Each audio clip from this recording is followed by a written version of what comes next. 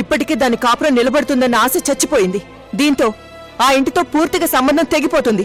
నీ ఇష్టం వచ్చింది చేసుకో. దాని గొప్పతనం ఏంటో నాకే తెలుసు. అమ్మా గౌరీ, వచ్చావా తల్లి? ఎక్కడికి వెళ్ళావే? గౌరీ తప్పిపోయిందట కదా పాపం. తప్పించాలని చూసింది నువ్వే కదా. చీకటి గదిలో నేల మీద పడుకున్నాడా? ఎక్కడా? అసలు వాడేడి? పోలీస్ స్టేషన్లో ఉన్నాడు.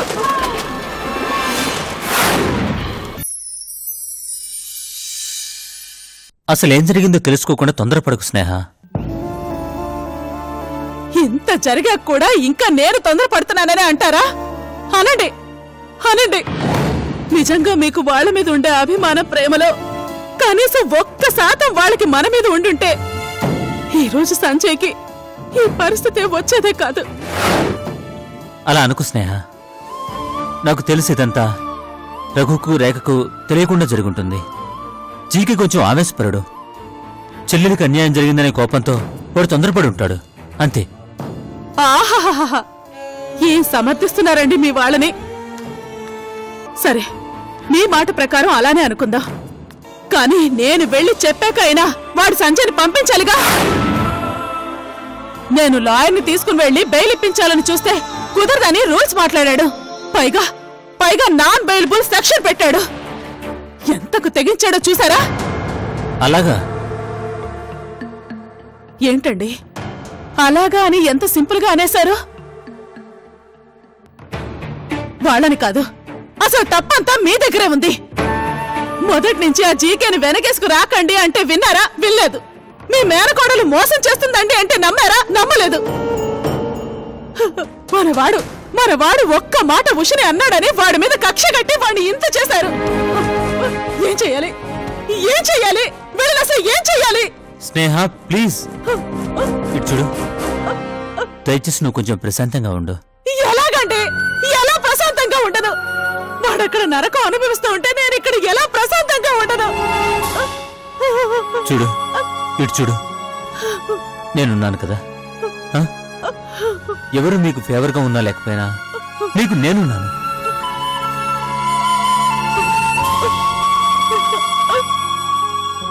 వాడు నాకు పరాయి వాడేం కాదుగా. నా కొడుకు. వాడిని ఎలా కాపాడుకోవాలో నేను కాపాడుకుంటాను. నువ్వేం బాధపడకు.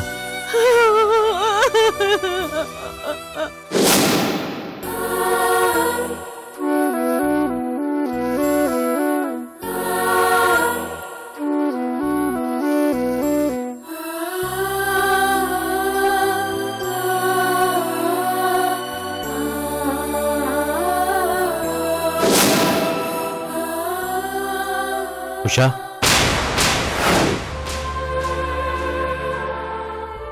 ఎందుకమ్మా ఈ విషయాన్ని ఇంతలా సాగదీస్తున్నావు?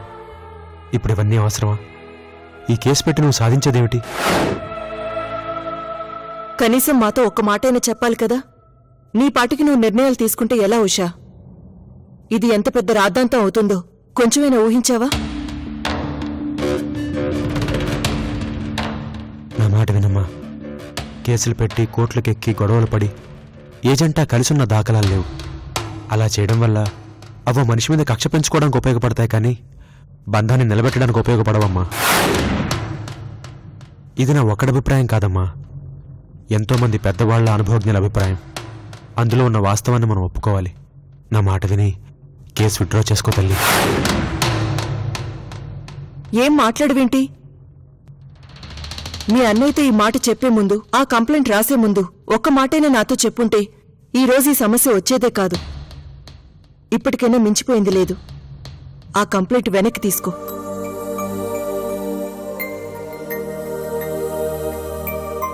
ఉషా, ఏం మాట్లాడవేంటమ్మా? అసలు మీరు నా తల్లిదండ్రులానే ఆలోచిస్తున్నారా నాన్న?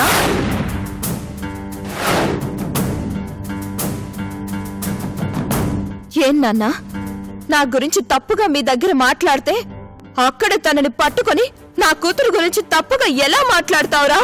నా కూతురు నిప్పు అని చెప్పాల్సిన వాడివి ఇంటికొచ్చి నా చెంప పగలగొట్టావు. అంటే మీకు నా మాట కంటే బావ చెప్పిన దాని మీద నమ్మకం ఎక్కువ అంతే కదా? ఏమ్మా, నీ కళ్ళ ముందే అత్తయ్య వచ్చి నీ కూతురు నా కొడుకు కాళ్ల మీద పడి క్షమాపణలు చెప్పి కాపురం చేయడం తప్ప మరో మార్గం లేదని అంత క్లియర్ గా చెప్పినా నీకేం అనిపించలేదు కదూ? ఇప్పుడు నేను కంప్లైంట్ ఇచ్చానని అత్తయ్య వచ్చి అంత గొడవ చేసిపోయింది. అది నిజమేనేమోనని, అబద్ధం కాకపోయిండొచ్చని ఒక్కసారైనా ఆలోచించిందా? లేదు. ఎందుకంటే తన కొడుకు మీద ఆ తల్లికి అంత నమ్మకం. మరి మరి మీ కూతురు మీద మీకెందుకు నమ్మకం లేదు? మీరే కాదు, ఈ ప్రపంచంలో ఆడపిల్లని కన్న ప్రతి తల్లిదండ్రులు ఇలాగే ఆలోచిస్తున్నారు. కాపురం నిలబడాలని అనుకుంటారు కానీ దానికోసం ఆడపిల్ల వ్యక్తిత్వం నాశనం అయిపోయినా పట్టించుకోరు. అసలు తన గోడును పట్టించుకునేది ఎంతమంది?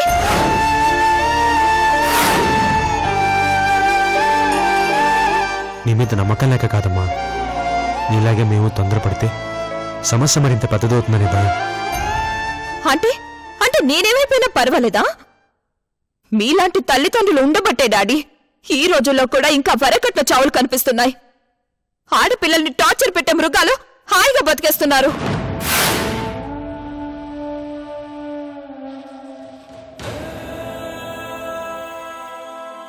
చూడుషా, నువ్వు చెప్పింది నిజమైతే దానికి పరిష్కారం ఇలా కాదు, నలుగురి ముందు నిలబెట్టి అడుగుదాం.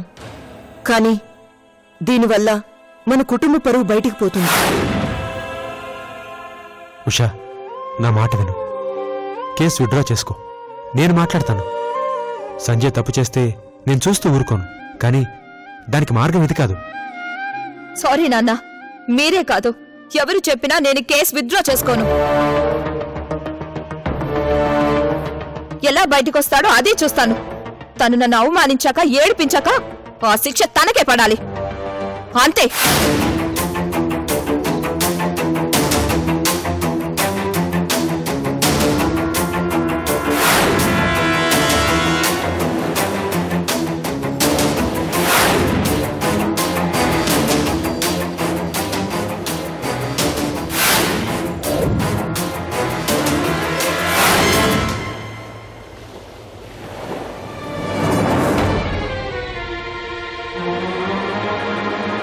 బావా, ఆగు బావా.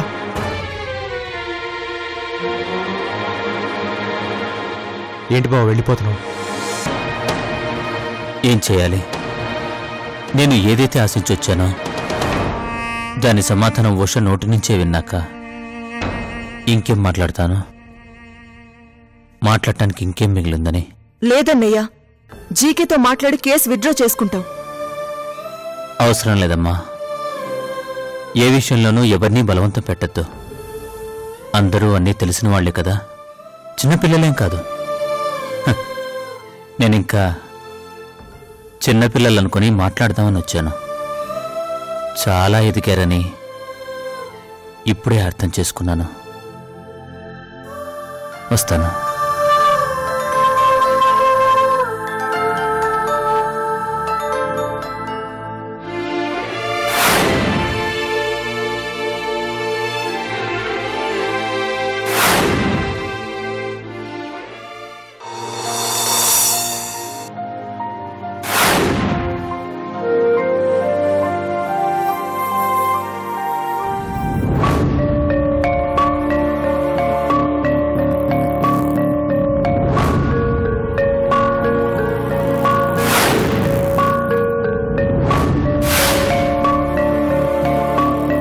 ఏంటి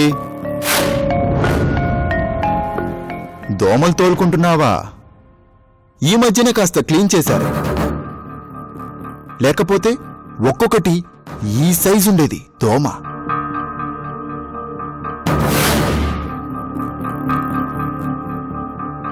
వాలకం చూస్తుంటే రాత్రి సరిగ్గా నిద్రపోయినట్లు లేదు.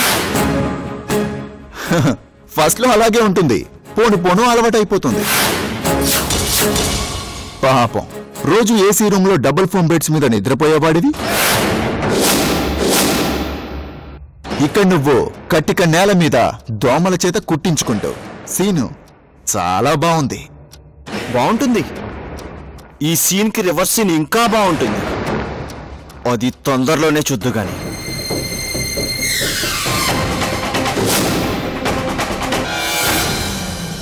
మిస్టర్ ఎస్ఐ,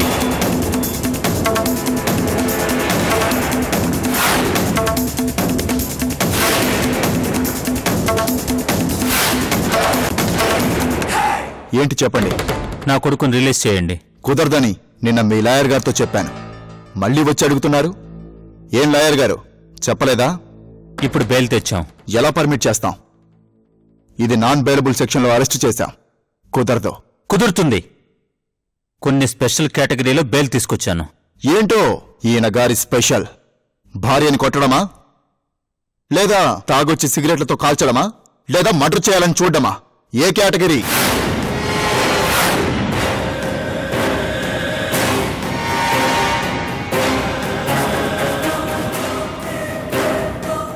అధికారం నీ చేతుల్లో ఉందని అరెస్ట్ చేశావు. అయినా వాళ్ళని ఎదిరించి మాట్లాడావు. అయినా నీ మీద కోపం లేదు. నీ అమాయకత్వానికి జాలేస్తుంది. నీ చెల్లిని నువ్వు ఇంత బాధ్యతగా చూస్తుంటే చాలా ముచ్చటేస్తుంది. అలాగే బంధుత్వాల్ని దూరం చేసుకుంటున్నందుకు చాలా బాధేస్తుంది. ఇక నువ్వనుకుంటున్న కేటగిరీలో నా కొడుకు లేడు. కానీ బెయిల్ ఇవ్వడానికి అవసరమైన కేటగిరీలో మాత్రం ఉన్నాడు. దానికి మెడికల్ చెకప్ చాలా అవసరం. అందుకే కోర్టు బెయిల్ ఇచ్చింది. ఏమైంది? బాగానే ఉన్నాడు కదా అని నువ్వనుకుంటే సరిపోదు. వాడికి మెడికల్ చెకప్ అవసరమని కోర్టు నమ్మింది. వాళ్ళకు అవసరమైన మెడికల్ సర్టిఫికేట్స్ ఇచ్చాను. బెయిల్ ఇచ్చారు. రిలీజ్ చేయి. ఎస్ఐ గారు, మీరు అతన్ని రిలీజ్ చేయకపోతే కంటెంప్ట్ ఆఫ్ కోర్ట్ అవుతుంది. మీ ఉద్యోగం పోవటమే కాదు, మీరు కూడా అక్కడనే ఉండాల్సి వస్తుంది. ఇదిగోండి కోర్టు ఆర్డర్. రిలీజ్ చేయండి.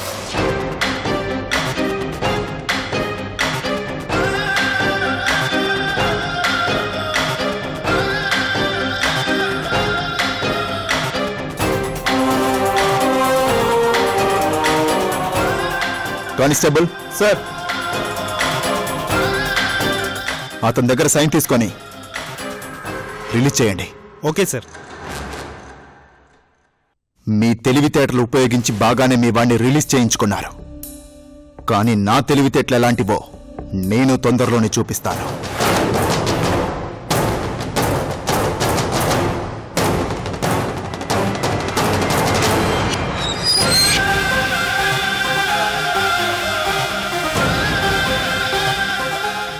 All the best.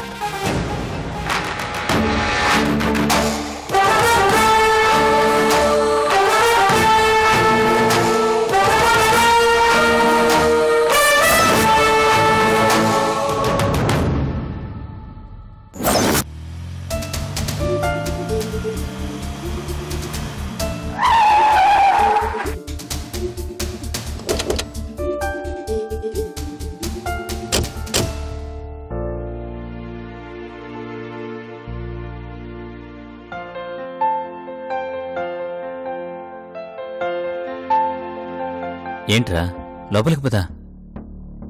చాలా థ్యాంక్స్ నాన్న. రేయ్, నువ్వు నాకు థ్యాంక్స్ చెప్పడం ఏంటి? నేను బయటకు వస్తానని అస్సలు అనుకోలేదు. ఆ జీకే కావాలని టార్చర్ పెట్టాడు. అమ్మ ముందు ఇలా థ్యాంక్స్ చెప్పలేను కదా, అందుకే. రేయ్, నువ్వు నా కొడుకురా. నువ్వు నాకు థ్యాంక్స్ చెప్పడం ఏంట్రా? పదా.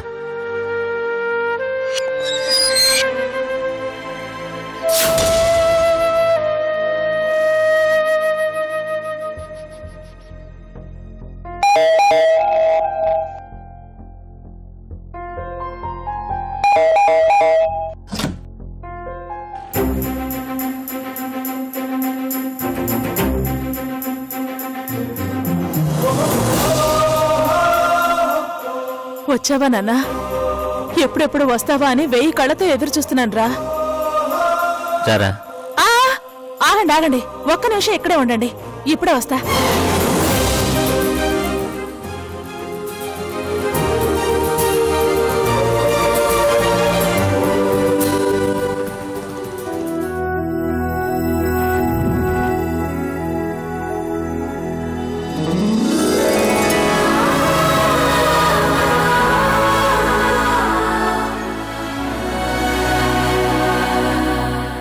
స్నేహ, ఏంటిది?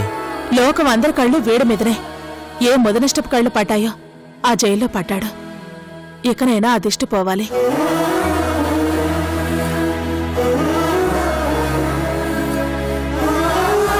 పద నాన్న, పద.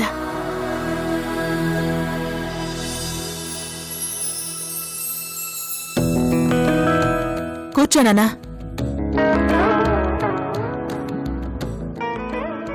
ఏంట్రా ఇలా చిక్కిపోయావు? అక్కడ ఏం తిన్నావో ఏంటో. ఏదైనా తింటావా? స్నానం చేసిరా, నేను ఇప్పుడే తీసుకొస్తాను. ఇప్పుడేం వద్దమ్మా. ఏంట్రా? ఏమండి, వీణ్ణి చూడండి. ఎలా ఉండేవాడు, ఎలా అయిపోయాడు. నా సంజయ్ నిన్ను తిప్పలు పెట్టినవాడు బాగుండకూడదు, నాశనమైపోవాలి. స్నేహ, ఏంటిది? ఎవరినంటున్నావు? మీ మేనల్లుడు కాబట్టి నేనంటున్న మాటకి మీకు బాధగా ఉంటుందేమో. నాకైతే వాడు చేసిన పనికి ఒళ్ళు మండిపోతుంది. ఎంత ఆరగంటగా సమాధానం చెప్పాడో తెలుసా? వద్దు మమ్మీ, వాడి పాపని వాడేపోతాడు. డాడీ, ఈ కేసు నుంచి నేను బయటపడలేనా? 498A సెక్షన్ అంటే చాలా టఫ్ అంట కదా డాడీ. లేదురా, ఇది ముందుకు వెళ్లకుండా నేనేదో ఒకటి చేస్తాను. కానీ దానికి ముందు నువ్వు ఒక నిజం చెప్పాలి. ఏ నిజం కావాలో అడగండి, చెప్తాను డాడీ. నువ్వు నిజంగా ఉషని టార్చర్ పెట్టావా లేదా?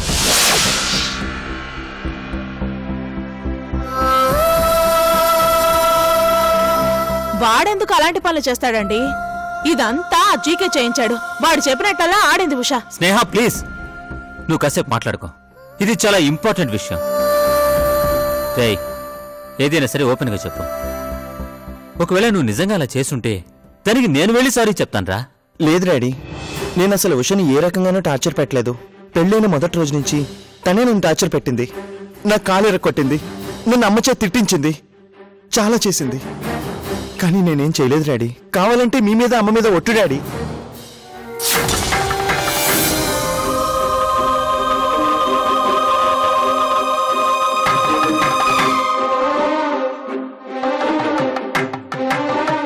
ఏంటండి ఆలోచిస్తున్నారు? వాడింత చెప్పినా ఇంకా నమ్మరా?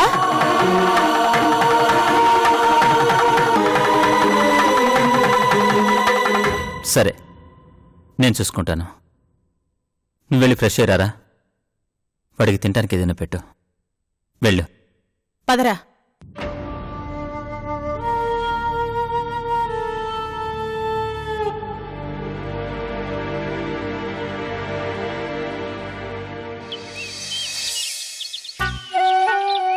కదలొద్దు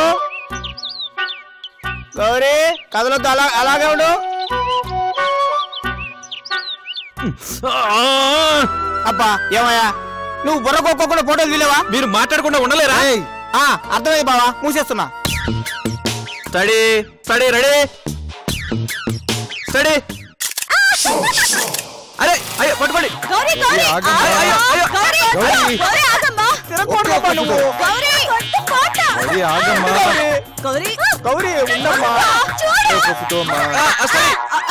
చెప్పేది నా మాట వినమ్మా. అమ్మా, ఒక్క ఫోటో. ఇదిగో గౌరీ, నువ్వు ఎక్కడే కదలకుండా నిలబడ్డావు అనుకో, నీకు నేను చాక్లెట్ ఇస్తా. ఏది? ఇదిగో చాక్లెట్. అదిగో చాక్లెట్. ఏరా, ఈ పని ముందే చేయొచ్చుగా. ఇప్పటిదాకా పరిగెత్తలేక చచ్చాం. గౌరీ, అలాగే ఉండు. చాక్లెట్ ఓకే కదా? మరి ఇస్తానా కదా, కదలొద్దు. సరే, అలాగే. నువ్వు కదలకుండా నుంచోవాలి. అలాగే నుంచో. కదలొద్దు. ఇదిగో చాక్లెట్. ఇదిగో చాక్లెట్. రెడీయా? స్టడీ. అంతే. అబ్బా గౌరీ, ఫోటో సరిగ్గా వచ్చిందా? సరిగ్గా రాలేదు సార్. ఏ పరిగెడితే ఫోటో తీలేవా? సరిగ్గా రాదు సార్. అబ్బా, మరి నీకెందుకయ్యా మెడలో కెమెరా, నీకో స్టూడియో. సార్, ఎవరైనా కదలకుండా ఉంటే ఫోటో తీస్తారు కానీ ఇలా పరిగెత్తే వాళ్ళ ఫోటో ఎలా తీస్తారు సార్? మరి రన్నింగ్ రేస్ లో పరిగెత్తుకుంటూ ఉంటే ఫోటోలు తీస్తారుగా. అబ్బా, ఆ కెమెరా వేరు, ఈ కెమెరా వేరు సార్. రే అంజీ, ఇట్రారా. ఏంటి బావా? అబ్బా, ఎరా ఇప్పుడు ఆ వివరాలు అవసరమా? ఎలా దానికి ఆ విషయాన్ని కొట్టాలే బావా? దూరంగా ఉండి చెప్పొచ్చుగా. ఇదిగో ముందెలా గౌరీని పట్టుకో. అలాగే బావా. ఏంది గౌరీ నువ్వు గౌరీ. గౌరీ. చేయకూడదమ్మా, తల గౌరీ, చేయకూడదమ్మా. ఇదిగో నేను చెప్పిన మాట వింటావా వినవా? ఇదిగో నీ కడుపులో ఉన్న మీ అమ్మని చూసుకోవాలని ఉందా లేదా నీకు? చూస్తాను. అయితే కదలకుండా ఉండు. ఇదిగో ఆ కెమెరాతో ఫోటో తీసి మీ అమ్మని నీకు చూపిస్తాడు, సరేనా? ఇది పట్టుకో. అట్లాగే. ఇట్రా. ఏయ్, నిజంగానే మా అమ్మని చూపిస్తావా? మీ అమ్మని ఫోటో తీస్తే మీ అమ్మ కనపడుతుంది కానీ నిన్ను ఫోటో తీస్తే మీ అమ్మ ఎలా కనపడుతుంది? మీ అమ్మ కదా. మా అత్త. ఏయ్ నీకు అసలు బుద్ధి ఉందా? బావేదో మాయ చేస్తుంటే మధ్యలో నీ మీటింగ్ ఏంటి? ఫోటో దిగు ముందు. తీస్తున్నా. సరే, నువ్వు తీసుకో. స్టడీ ఉండమ్మా. అక్కడ స్టడీ. అంతే అంతే అలాగుండు. స్టడీ స్టడీ అమ్మా స్టడీ.